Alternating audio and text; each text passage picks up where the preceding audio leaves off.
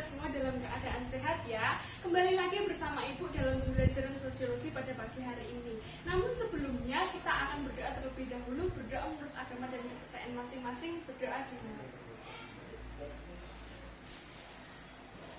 Selesai. Oke, tidak lupa Ibu memberikan kepada kalian, ujangan kepada kalian supaya menerapkan protokol kesehatan, yaitu 3M, menjaga jarak, mencuci tangan, memakai masker. Nah, jangan lupa kalau kalian tidak penting-penting sekali, jangan pergi keluar rumah. Supaya apa? Supaya kalian semua terhindar dari virus corona dan tetap semangat menjalankan pembelajaran jarak jauh.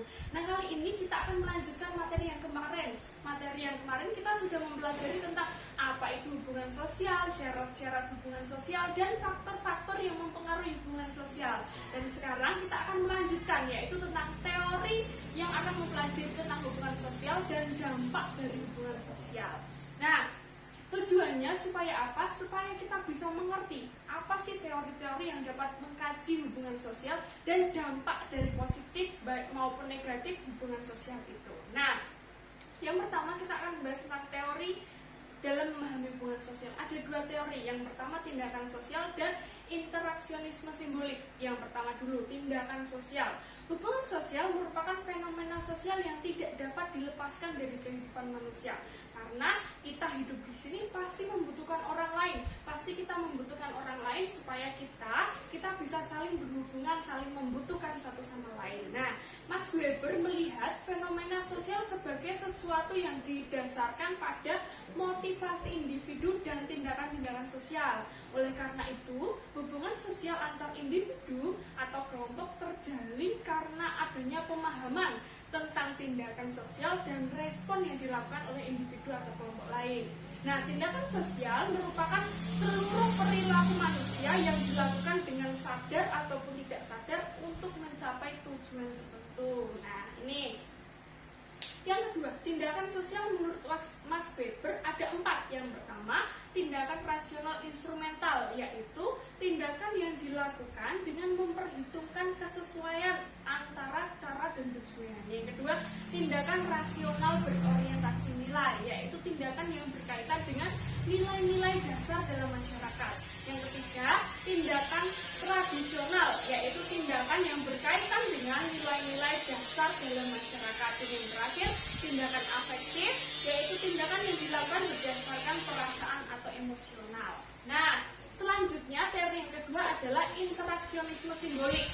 George Herbert Mead, bergerak atau sikap isyarat merupakan mekanisme dasar dalam tindakan sosial dan proses sosial yang lebih umum. Nah, menurut George, sikap atau isyarat gesture adalah gerakan pihak pertama yang bertindak sebagai rangsangan khusus sehingga menyebabkan terjadinya tanggapan sosial yang tepat dari pihak kedua. Gestur dapat menjadi simbol signifikan ketika isyarat tersebut menimbulkan respon. Jadi di sini istilahnya ada dua orang. Yang pertama memberikan isyarat berupa gestur, gerak tubuh, dan yang kedua akan memahami respon pihak yang kedua ini. Jadi ada dua pihak. Yang pertama memberikan isyarat untuk menimbulkan hubungan sosial. Nah, bahasa merupakan isyarat signifikan yang memungkinkan terjadinya interaksi simbolis.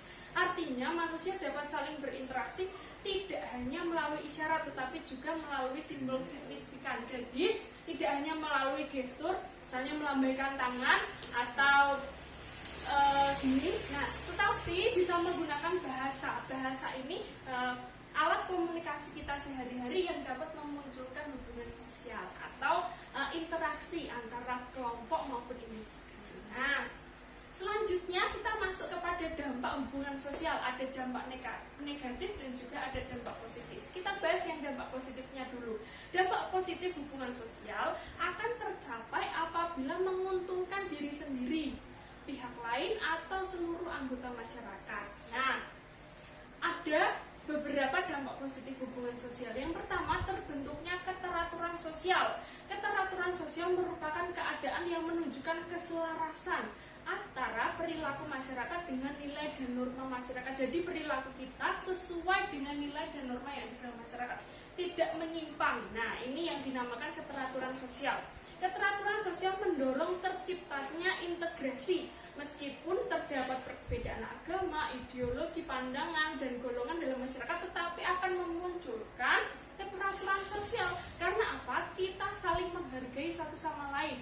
Dan kegiatan yang kita lakukan ini sangat menguntungkan diri kita maupun pihak yang kita ajak untuk melakukan hubungan sosial. Nah, contohnya apa? Gotong royong. Gotong royong misalnya kalian di desa kalian ini terdapat gotong royong, contohnya membersihkan lingkungan. Nah, ini sama-sama menguntungkan antara diri kalian dengan orang yang lain. Supaya apa? Supaya lingkungan bersih, tidak terdapat sampah. Nah, ini saling menguntungkan supaya kita semua dapat sehat. Nah, ini akan terbentuk keteraturan sosial meskipun di dalamnya terdapat perbedaan suku, ras, agama di dalam masyarakat.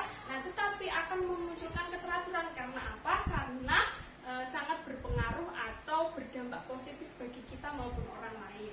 Nah, yang kedua, munculnya penemuan baru. Hubungan sosial pada dasarnya dibentuk dan dijalin oleh manusia untuk mendukung aktivitasnya memenuhi kebutuhan hidup.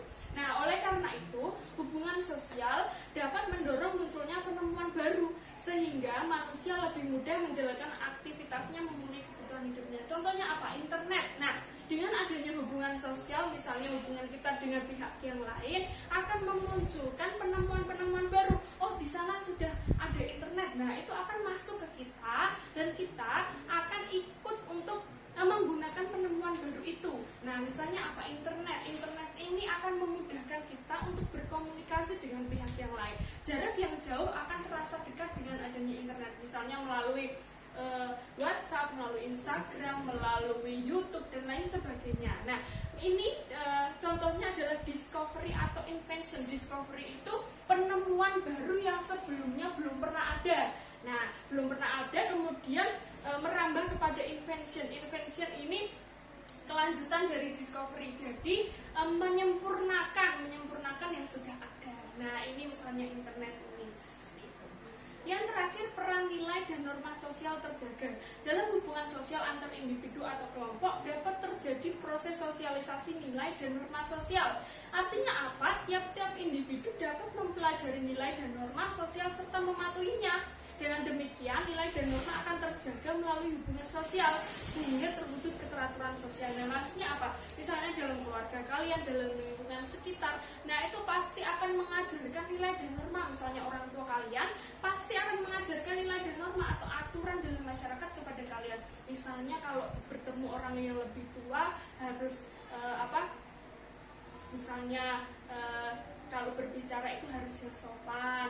Nah, itu salah satu bentuk kalian diajarkan nilai dan norma oleh orang tua kalian. Misalnya kalau meminta dengan tangan kanan, kalau mau lewat bilang permisi. Nah, itu salah satu bentuk pelestarian nilai dan norma. Sehingga dengan itu semua nilai dan norma dalam masyarakat bisa terjaga sehingga akan muncul keteraturan sosial. Nah, itu dampak-dampak positif dari adanya hubungan sosial.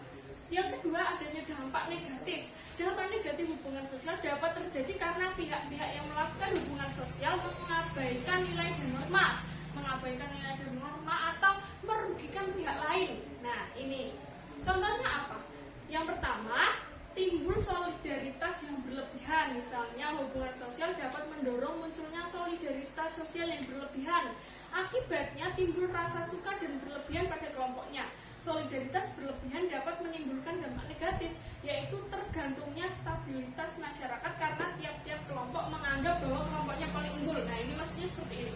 Kita pasti dalam lingkungan memiliki kelompok sosial. Misalnya sama-sama, misalnya kalian nanti pas sekolah, nah pasti atau di kuliahan biasanya akan memiliki kelompok-kelompok sosial. Misalnya sama-sama orang Jawa, sama-sama orang Batak atau orang Sunda dan lain sebagainya. Nah, kalian sangat suka, sangat klop dengan kelompok kalian itu, sehingga kalian menganggap kelompok kalian lah yang paling baik, yang paling benar, yang paling hits dan lain sebagainya.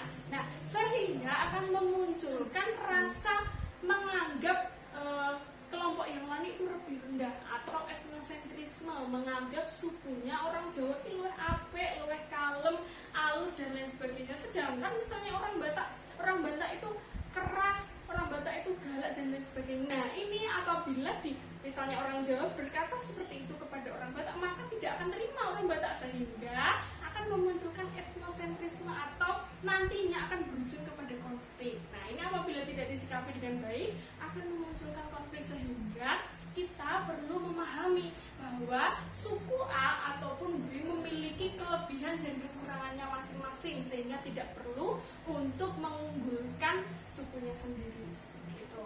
Yang kedua, timbul kelompok-kelompok menyimpang. Nah, kelompok menyimpang merupakan kelompok yang cenderung melanggar nilai dan norma. Hubungan sosial yang terjalin dalam kelompok menyimpang cenderung bertentangan dengan nilai dan norma yang berlaku dalam masyarakat. Nah, ini kelompok-kelompok masyarakat yang menyimpang dari nilai dan norma. Nah, contohnya apa? Contohnya ini anak pang. Nah, ini ada geng motor yang rusuh di jalanan. Nah, ini cenderung menyimpang dari aturan yang ada dalam masyarakat. Misalnya kebut-kebutan di jalan, misalnya nanti nodong, malah orang. Nah, itu kan bertentangan dengan nilai dan norma dalam masyarakat. Nah, sehingga ini akan memunculkan dampak negatif. Nah, dampak negatif bagi masyarakat seperti itu. Nah, sampai di sini pembelajaran kita pada pagi hari ini. Kesimpulannya, kita dalam hari ini mempelajari tentang yang pertama teori-teori dalam memahami hubungan sosial. Yang pertama tindakan sosial, dan yang kedua interaksionisme simbolik, dan yang kedua dampak hubungan sosial, dampak positif maupun negatif. Dampak positif terbentuknya keteraturan sosial, munculnya penemuan baru, dan peran nilai dan norma sosial yang terjaga. Sedangkan dampak negatif timbulnya solidaritas sosial yang berlebihan dan timbul kelompok-kelompok menyimpang. Oke, sampai di sini pembelajaran kita sampai di sini dulu. Nah, apabila kalian ingin bertanya, ada pertanyaan, bisa disampaikan ke web Semanda di kolom diskusi di sana, bisa disampaikan di situ. Nah, terima kasih atas perhatiannya. Oh ya, jangan lupa hari ini Ibu akan memberikan tugas kepada kalian dan dikumpulkan minggu depan, hari Jumat depan. Oke?